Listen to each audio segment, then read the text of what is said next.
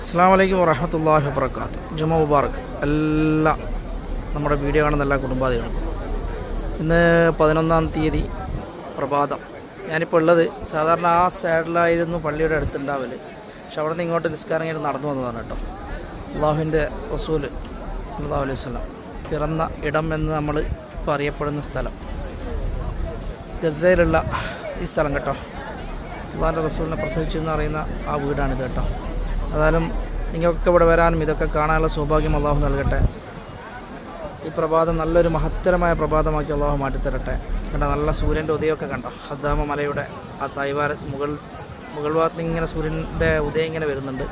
തായ്വാരത്തൊക്കെ കണ്ടോ. ജനങ്ങളൊക്കെ ഇങ്ങനെ അള്ളാഹിൻ്റെ റസൂലിൻ്റെ വീട് പ്രസവിച്ച് എന്നറിയപ്പെടുന്ന ഈ വീട് കാണാൻ വേണ്ടി വന്നതാണ് കേട്ടോ. അതായത് നമ്മുടെ മാതാപിതാക്കളിലും മക്കളിലും കുടുംബാദികളിലും ഒക്കെ അള്ളാഹു അനുഗ്രഹങ്ങൾ വർഷം കൊടുക്കട്ടെ. ഇന്നത്തെ ഈ പ്രഭാതത്തിൽ ജുമാ ഇൻഷാ അല്ലാഹ് എല്ലാവർക്കും നല്ലൊരു ജുമാ മുബാറക്ക് പരിശുദ്ധമായ അറബിൽ നേരുന്നു. അസ്സലാമു അലൈക്കും വറഹ്മത്തുള്ളാഹി വബറകാതുഹു.